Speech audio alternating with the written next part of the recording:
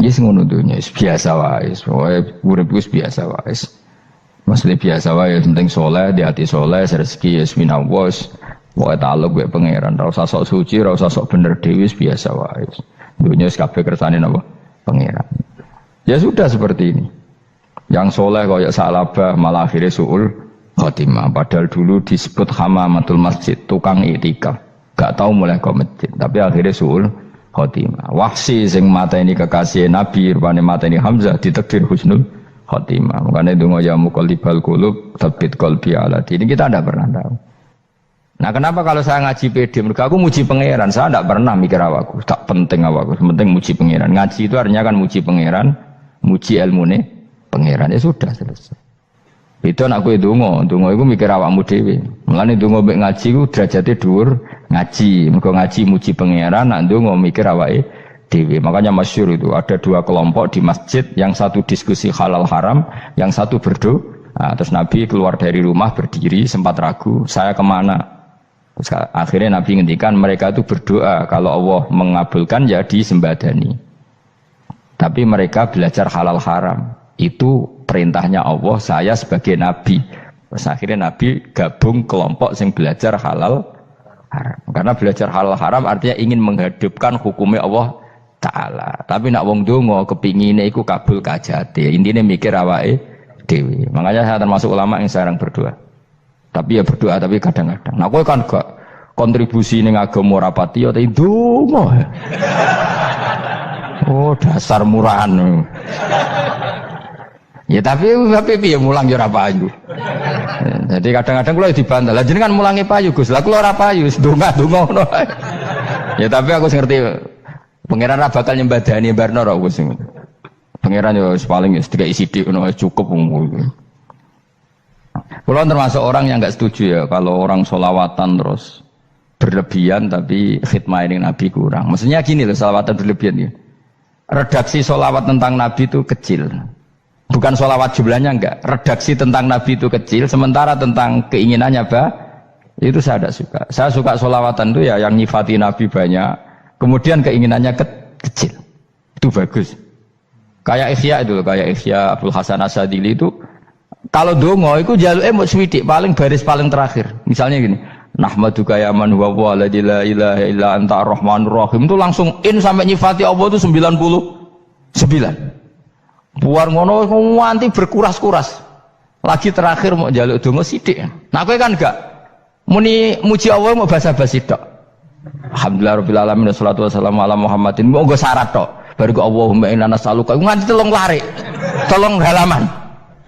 Tapi pas muji pangeran alhamdulillah rabbil alamin wassalatu wassalamu ala Muhammadin. Bariku terus donga njaluk mapan tolak buala. Yo wae. Mana jare pangeran? Muji kekasihku suwidik dongane kecangkeman. Lah saya tuh gak suka jenis itu. Harusnya sholawatnya itu yang panjang. Maksudnya nyifati Nabi yang panjang. Baru mintanya sedikit. Itu bagus. Duwe akhlak. Makanya saya diantara sholawat yang senang itu sholawatnya Habib Ali Al-Habsyi yang arang Simtudur. Itu kalau beliau baca sholawat itu sholatan yattasilu biha ruhul musolli alaihi bi. Fayam basitu fi qalbi sirru nuri ta'alluqi bi wa hubbi wa yuktabu biha bi inayatillahi ta'ala fi hisbi. Jadi dia baca sholawat itu, ya Allah berikan sholawat kepada kekasihmu Muhammad. Dengan sholawat ini rohnya saya, musolli itu rohnya saya yang membaca sholawat bisa sambung dengan rohnya Rasulullah. Dan setelah sambung saya terhitung sebagai orang yang mencintai Rasulullah. Dan saya berharap dari cinta itu saya tertulis sebagai umatnya. Nah, aku kan enggak mau sholawat itu mau saya termasuk orang yang enggak saya loh ya. Tapi ya tetap baik dibanding nganggo primbon ya satu sholawatan itu. Tapi boyo punya etika lah dengan Rasulullah itu. Boyo kalau dongo nyifati Nabi yang banyak, ya baru keinginan. Kan banyak itu sholawat yang seperti yang saya misalnya di kitabnya Sayyid Muhammad ada. Allahumma sholli ala sayyidina Muhammad nuri kalam alladzi. Wah nyifati Nabi itu sampai panjang lebar baru menceritakan hajatnya. Kalau kamu kan enggak nyifati Nabi basa-basi, mau sidik mana? Malah kadang orang, misalnya ala Muhammad, kok ala Muhammad, muni Sayyidina aja disoal. Misalnya terus bariku dongane apa? Panjang. Saya termasuk yang enggak setuju karena itu menurut saya kurang etika. Makanya Rasulullah itu kalau berdoa kalau sudah nyifati Allah coba tak beri satu contoh saja doanya Nabi. Alhamdulillah hamdan yuwafi ni'amahu wa yukafi'u mazida ya rabbana lakal hamdu kama yanbaghi li jalali wajhika 'azimi sultanik la nuhsi thana'an 'alaika anta kama asnaita 'ala nafsik. Itu sudah berapa itu nyifatinya? Itu belum doanya tuh. Nah kamu kan enggak Alhamdulillah rabbil alamin Allahumma ya Allah iki hajati wis gremeng tok titik seramutu tenan. Jeneng gak bakat wali. Nah cara kula iku sisen ngono. Kula ya sering ngamini dongane wong ngono tapi ning atiku amin itu maksudnya amin barno mawon Gusti. Nanti aku amin tapi amin ku barno mawon Gusti. Wong ora jelas ngono berarti. Jadi aku muni amin tapi amin barno maksudnya ya Allah barno amin ngono maksudnya. Jadi karena tadi setahu saya doanya para nabi, para wali itu memang seperti itu. Ya coba itulah doa tadi aja yang saya sebut itu berapa kalimatnya? Apa? Alhamdulillah hamdan yuwafi ni'amahu wa yukafi mazida ya rabbana lakal hamdu kama yanbaghi li jalali wajhika 'azimi sultanik la nuhsi tsana'an 'alaika anta kama asnaita 'ala. Enggak terhitung pujian saya kepada engkau sebanyak engkau memuji pada diri engkau sendiri. Allahumma inni a'udzu biridhoka min sakhatika fi mu'afatika min uqubatika wa bika minkal. Allahumma sholli bi haqqi jabarutika wa bi khawfika. Kan panjang sekali doanya wali-wali itu, tapi semuanya mensifati Allah. Bahkan banyak yang kemudian lupa enggak doa. Coba haji, doa haji itu coba. Labbaik Allahumma labbaik la syarika lak innal hamda wan ni'mata laka wal mulka la syarika lak. Wa ni'mat itu kan labbaik saya siap melaksanakan perintahmu ya Allah sa'dik. Engkau yang punya pujian, engkau la syarika lak. Itu malah enggak ada, jarang malah ada doanya. Itu kalimatnya talbiyah semua. Allahumma antal azil akram itu sudah seperti itu. Karena tadi al mu'min yashghaluhu sana 'ala Allah min ayyakuna li nafsihi dzakiran. Mukmin sejati adalah sibuk memuja Allah sampai lupa jatah dirinya sendiri. Nah, kowe kan gak mujine Allah basa-basi, dongane tenanan. Itu jadi makhluk aneh, itu jadi hubungan mbek pangeran itu wong aneh. Ya tapi jan ra bakat wali, semono iku dadine semono iku. Ya tok ngono kok mari wali kakean malah gak elit. Jadi tapi saya mohon itu di sholawat itu usahakan jumlah paling enggak jumlah sholawatnya banyak, doanya sedikit. Paling enggak misalnya kamu tidak punya kalimat yang apa baik ya mau sholawat ping 100 itu gak ada salah biar guling-gilingan apa kita menyebut kekasihnya Allah lebih banyak ketimbang kita menyebut hajat kita sendiri ya gitulah. Paling enggak punya etika seperti itu ya. Kalau kamu enggak punya segot-segot sing keren, bacalah sholawat berapa 100 terus cerita awam Gusti utang kula kathah. Mungkin raja wis roh ngono saya. Tapi kan kita menyebut kekasihnya sampai 100, nyebut utang bisa. No cowok nyebut kekasih bisa, nyebut utangnya 100. Berarti yang kemana ditakoki pangeran, kowe nyebut kekasih wong pira pisan, nyebut utang 100 dasar rayu utang nomor ya ada, saya termasuk orang yang nggak setuju tadi. Jadi kalau redaksi sholawat cari yang mujinya Nabi lebih lebih banyak, karena itu nanti lebih diridhoi Allah Taala. Coba Allah sendiri kalau nyebut nabinya itu hitung saja. Laqad ja'akum rasulun min anfusikum. Jadi rasulun min anfusikum, seorang rasul yang sejenis dengan kamu. Terus azizun, orangnya sangat terhormat. Alaihi ma'anitum, rasul ini siap menanggung apa yang kalian tidak mampu. Kowe ra bakat mlebu swarga baru kaya syafaate Nabi akhirnya mlebu swarga. Kowe ra kelar korban, Nabi tahu mengorbankan kita semua.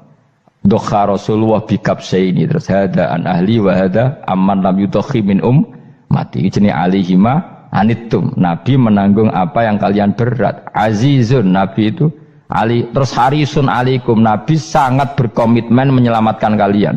Haris itu keinginan yang berlebihan itu jenenge apa? Haris, kiai kuno namanya ini ngungseng, keinginan yang over. Nabi itu sangat berkeinginan kita ini maslahat. Terus bil mukminina raufur. Allah yang super saja kalau nyebut nabinya nyifati sebanyak itu. Ada ayat lagi misalnya, Rabbana wab'ats fihim rasulam minhum yatlu alaihim ayatika. Muhammad itu siapa? Seorang rasul yang membacakan ayat-ayat Allah. Wa yu'allimuhum, seorang rasul yang mengajari mereka alkitab wal hikmah. Wa yuzakkihim, seorang rasul yang membersihkan akhlak-akhlak kita. Jadi artinya Allah punya tradisi kalau nyifati rasul itu banyak. Juga nyifati orang-orang sekeliling rasul. Makanya menurut saya madzhab Syiah itu enggak pas. Karena Allah kalau nyifati Rasulullah itu jika nyifati orang-orang di sekeliling Rasulullah, dan itu dengan pujian, yaitu Muhammadur Rasulullah walladzina ma'ahu asyidda walal kufar ruhama'u bainahum tarahum ruk'an sujada yabtawuna fadlan minallahi warid wa nasimahum fi wujuhim min atharis sujud. Itu kan panjang sekali, dan orang-orang sekeliling Muhammad adalah begini. Kayak apa Allah muji para ashabu Rasulillah? Masa kita ikut kelompok yang menghina ashabnya apa? Rasulillah. Makanya kita tetap madzhab ahli sunnah apa? Wal jamaah, yaitu mencintai semua sahabat. Karena Allah saja yang Tuhan mensifatinya dengan sehormat itu. Mensifati apa? Ashabu Rasulillah. Disifati orang-orang yang saling kasih sayang sama orang mukmin. Tarahum ruka'an, sujud dan komitmen hidupnya untuk rukuk dan sujud. Si mahum fi wujuhim min asari sujud. Sudah asari sujud tidak usah diterjemah, nanti sensitif. Cuma setahu saya asar sujud itu nanti setelah di akhirat orang sering sujud itu jabahnya itu ada nurnya. Tapi kalau ada yang nafsirkan asari sujud itu warna tertentu ya semboy, itu sensitif. Yang jelas asari sujud itu ya sudah seperti itu. Seneng kamu kok hasut. Kowe nyen provokator, nak ono apa ya? Ada hal yang begitu terus mau berlebihan. Uteke ya khisimun. Nah, kalau ora ada kepentingan pokoknya ayat si mahum fi wujuhim min atharis sujud, bahwa dalam jabahnya itu ada asaris sujud. Itu masyhur kan, saya terangkan ya, tapi kowe aja sensitif loh, biasa wae. Suatu saat Rasulullah itu ngendikan begini, nanti saya kata Nabi akan nyafaati kalian semua. Sahabat-sahabat tanya, ya Rasulullah dengan sekian miliar orang bagaimana kamu mengenali kita? Saya ulang lagi, suatu saat saya nanti akan nyafaati kalian karena saya kenal kalian. Maksudnya di akhirat. Ya apa? Di akhirat. Terus sahabat tanya, ya Rasulullah bagaimana engkau mengenali kita sementara nanti di akhirat bermiliar-miliar orang gitu. Terus Nabi ngendikan gini, jika kamu punya unta dengan tanda tertentu, saya ulang lagi, jika kamu punya unta punya tanda tertentu, dalam jidatnya ada begini, dalam tangannya ada gini, dalam kakinya ada gini, maka apa kamu bisa membedakan untamu dengan unta orang lain? Ya bisa ya Rasulullah, karena unta kita khas. Misalnya kaki depannya ada putihnya, kaki belakangnya ada putihnya, dalam baduknya ada putihnya. Terus kata Nabi, inna ummati yut'auna yaumal qiyamati hurran muhajjalin min asaril wudu. Nanti umatku nanti wajahnya juga bersinar, tangan kakinya juga bersinar. Jadi asar itu saya pastikan secara riwayat itu akhirat, maksudnya tentang akhirat. Tapi bahwa yang di dunia ada yang memulai asar itu nggih monggo mawon. Loh itu bagus kan, artinya ekspresi percepatan. Ndak apa-apa loh, daripada kok kowe ora jelas ini gitu. Maksudnya ya orang ngetok ya pancen jarang sujud tenan. Wis ora usah sensitif, tapi yang jelas ya nanti. Ya sampean kiamat ruang samu. Nanti hisab itu nanti kalau hitung hanya sekitar 3 jam. Hisabnya sak dunia itu hanya sekitar, karena malaikat itu tidak kesulitan sama sekali. Tak warai ya, ini nggak akan salah saya dalam hal ini karena riwayatnya sahihah. Kenapa hisab itu hanya butuh rubu'un nahar, 1/4 dari siang enggak? Anggap saja siang itu 6 jam atau 12 jam, itu aja terserah. Kalau 12 paruhnya kan 6 ya. Seperti 1/4-nya berarti 3. Itu gini. Jadi nanti di mahsyar itu kan yauma tabyaddu wujuh wa taswaddu wujuh. Yaudah yang kafir itu kelap, hilang. Wajahnya, tubuhnya semuanya gelap. Yang mukmin itu semuanya terang. Jadi sudah yang tabyaddu wujuh wa taswaddu wujuh otomatis terus nyingkap. Terus pergerakannya itu delala yang tabyaddu wujuh itu ke kanan, yang taswaddu wujuh ke kiri. Maka kamu jangan punya sinar yang kelap-kelip, nanti kena bego yang karena nggak jelas tadi. Maka kamu harus sinarnya yang sejelas-jelasnya. Ghurran muhajjalin min asaril. Bila perlu nur kamu sampai menembus langit saat itu. Makanya ketika orang mukmin sudah nurnya ada di muka, ada di tangan, masih ngendikan Rabbana atmim lana nurona, karena takut masih kena bigo tadi. Karena kalau hanya wudhu tok, sikil tok kan, bayangkan di miliaran orang kan bisa agak kelihatan. Tapi kalau nurnya sampai nembus langit kan, itu siapa kok nurnya sampai, kan malaikat langsung tahu. Lane hafal Quran, alim kan insya Allah nurnya itu. Sama zaman itu masih berdoa, Rabbana atmim lana, sempurnakan nur kami. Karena nanti identifikasi malaikat berdasar tadi, kalau ada nur berarti diletakkan ashabal yamin, kalau nggak ada nur ashabal shimal. Nah malaikat yang dibawa bigo itu kira-kira detail nggak? Dugaan saya kalau kelap-kelip pasti kena simal. Wah ini partai kiri, mesti kan. Pemenang yang wudhunya mau dulet sirah tok sidik. Karena anak madzhab Syafi'i. Sebetulnya meskipun itu sebaiknya kalau basuh sirah itu kabeh ben ora kelap kelip, mana aneh pepes terus dulat-dulit tok. Iku soben ya itu. Kelap-kelip. Ya sudah ya. Setelah itu kata ngendikane pangeran yu'raful mujrimuna bisimahum fayukhadu bin nawasi wal aqdam. Orang-orang pendosa kelihatan maka diletakkan di kiri. Nah sama yang orang-orang baik simahum fi wujuhim min asari sujud. Jadi ayat itu jelas tentang akhirat.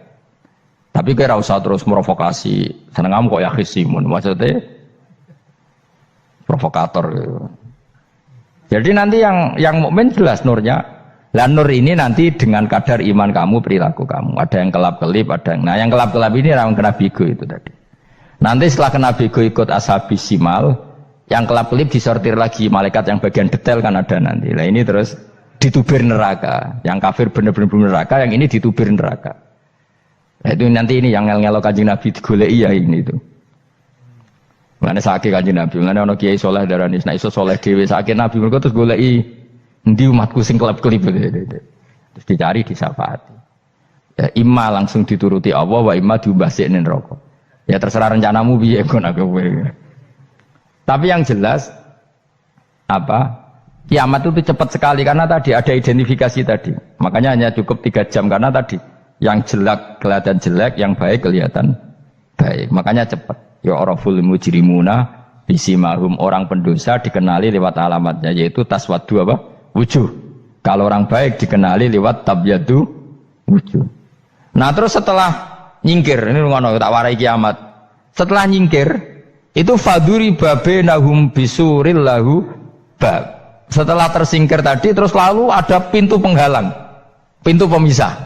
Nah, pintu pemisah tadi yang sisi kanan langsung jadi surga, yang sisi kiri jadi neraka. Itu disebut faduri babenahum bisuril lahu bab batinu fi rahmatu wa dhahiruhu min qibalihil adzab. Yang pintu arah kanan otomatis wilayah surga, yang pintu kiri otomatis wilayah neraka. Nah problemnya ketika penutupan pintu itu dah yang kelap-kelip itu katut kemana ini yang makanya kamu jangan malok partai yang apa kelap-kelip yang nggak jelas itu koalisi kemana ya. Kalau partai besar kan iso nyalon presiden, partai kecil ini kan ikut mana ini kan sing sak ngisore 1%, 2% ini kan repot. Loh, coba misalnya nur kamu 2%, berarti gelap kamu kan 98%. Kira-kira malaikat mengkategorikan kemana coba? Ayo jawab.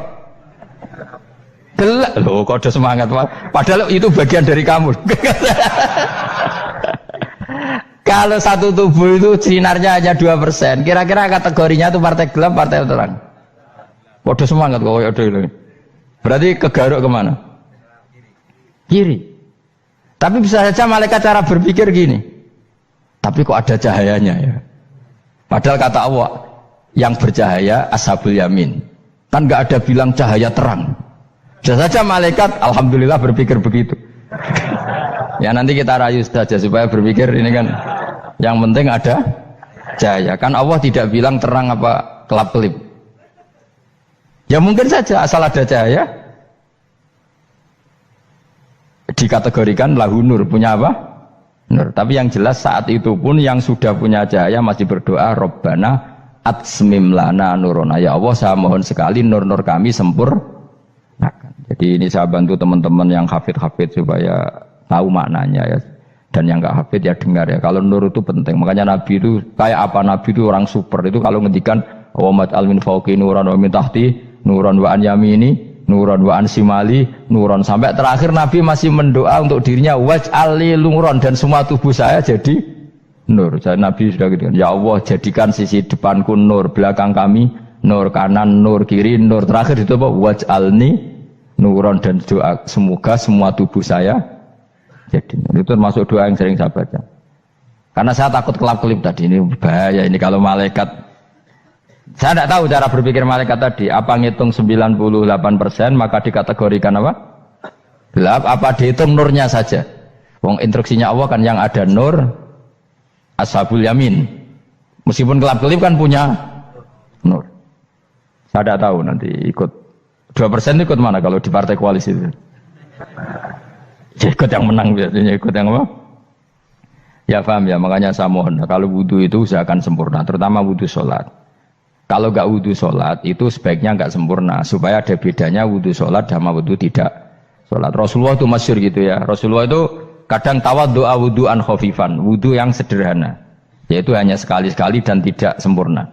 Ketika ditanya as-sholat ya Rasulullah, tidak. Misalnya saya habis makan, mau tidur, biasanya ya wudhu, tapi tentu tidak perlu sesempurna kayak wudhu sholat, biar ada bedanya. Rasulullah juga gitu, beberapa kali beliau wudhu tapi tidak sesempurna wudunya untuk sholat. Masyhur itu di riwayat tawaddu'a wudhu'an khafifan duna wudhu'ihi lis sholat. Tapi kalau wudhu untuk sholat asbaghal wudhu, menyempurnakan wudhu. Jadi supaya ada bedanya wudhu sholat dan wudhu tidak sholat. Saya gak wong sore iso ngaji podo kabeh. Abu Bakar ya gitu. Ana wong poso sunat kok nyediakno buka dimarahin. Istrinya pernah nyediakan buka beliau untuk puasa sunat. Itu embernya dipecahi Abu Bakar. Ditanya, kenapa gitu? Apakah kamu akan menyaingi Ramadan? Jadi gak boleh memperlakukan puasa sunat kayak Ramadan. Ya biasa saja kalau puasa sunat tuh wah buka kolak apa. Ramadannya ya iri tuh, ini gimana kok saya disaingi ini. Jadi kabeh itu ada proporsinya, ada apa? Makanya megang Quran ya wudu, megang wudu. Nah kabeh gitaran terus wudu, pengiran tersinggung. Piye kok menjaga gitar wudu? Jadi gak boleh kebaikan disaingi itu juga gak boleh. Bapak gue sergep wudu sampai nyekel gitar. Untuk Quran tersinggung, wah semen ibu gak sembunyi kan. Malaikat panitia kan ya tersinggung. Kabeh itu kan ada proporsinya apa? Ada proporsinya. Itu hebatnya Rasulullah. Jadi kalau beliau wudu, bahkan wudu itu wudu li sholat sama tidak sholat itu. Misalnya sholat sunat. Sholat sunat itu kamu mampu ngadeg boleh nggak duduk? Boleh. Kalau sholat fardu nggak boleh, biar ada bedanya. Fardu itu spesial, nggak boleh, harus berdiri. Kalau sunat pun harus berdiri. Fardu tersinggung, iya sunat kok nyaingi aku kan gitu kayak. Ya makanya sholat fardu wajib berdiri ya. Sholat sunat boleh duduk meskipun mampu loh ya.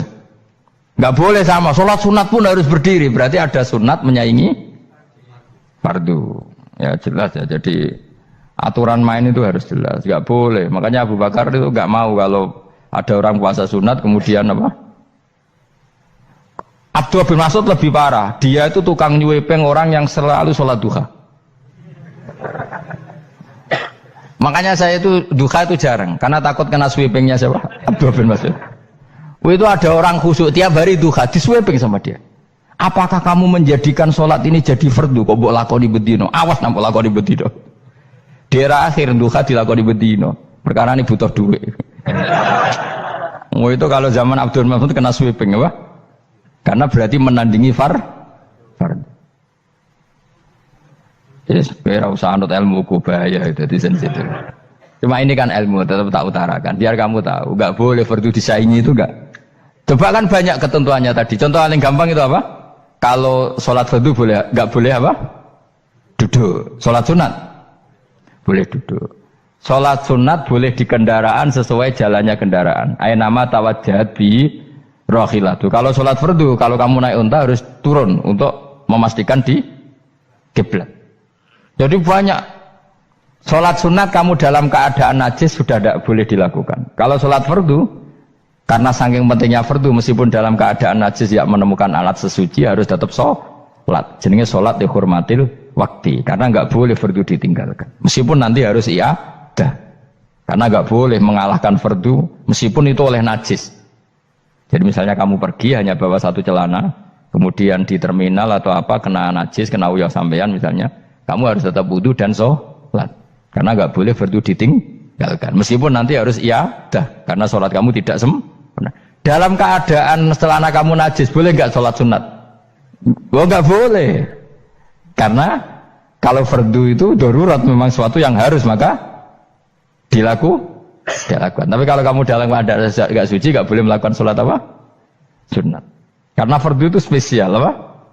Spesial. Bun kalau terus nongnya. Wamtazil yauma ayyuhal mujrimun. Ya, jadi orang mujrimun harus terpisah dari orang apa? Mukmin. Dan yang keharusan itu ketika di surga. Tapi kalau di dunia ya boleh muamalah boleh. Ya muamalah yang halal maksudnya. Infaridu tegese misau sira kabeh ana mukminin sing pira-pira mukmin intakhtilatihim. Nalikane campure kufar utawa al mujrimin bihi lan al mukminin. Utawa rujuke balik boten napa. Maksudnya rujuke diwalik ge sami intakhtilatihim mukminin bihi lan kufar utawa kufar ning mukminin. Alam ahad ilaikum ya bani Adam. Alam ahad ana ta ora merentano ingsun ilaikum maring sira kabeh. Amurkum tegese ana ta ora merentano ingsun kum ing sira kabeh ya bani Adam ya bani Adam. Ala lisani rusuli ing atase lisane para utusan-utusan ingsun. Bukankah saya telah merintahkan kamu wahai Bani Adam Allah ta'budu setan. Yen ora menghamba sira kabeh asetan ing setan. Ngendikane pangeran kowe ijek kanut setan ku cek nemen. Bukankah sudah saya perintahkan kamu tidak boleh diperbudak napa setan. Maknane la tuti tegese aja taat sira kabeh ing setan. Inna sak temene setan laku maring sira kabeh aduun musuh mubinun kang jelas. Bayinul adawati banget musuhane. Lah wong setan musuhmu kok malah mbok enut bocah kok sarap ngono. Karwan musuh kok di enut. Anut ya pangeran mergo Allah wali fid dunya wal akhirah. Wa ani buduni lan yen to nyembah sira kabeh ni ingsun. Wa anstune kelakuan budu nyembah sira kabeh ni ingsun wahidu tegese nglakoni ya tauhid sira kabeh. To mengesa kana sira kabeh ni ingsun. Wa ati ulan taat sira kabeh ni ingsun. Harusnya kita hanya ibadah ning Allah Subhanahu wa ta'ala karena dia yang menciptakan kita, tempat kita kembali. Setan itu tidak siapa-siapa, makhluk yang hina, yang lemah. Pokoknya malah taat ya ning gone zat sing super, sing gawe kita, sing memberi rezeki kita dan zat yang kita kembali. Hadza utawi iki maksudane taat ning Allah taala, hadza ay al madkur minat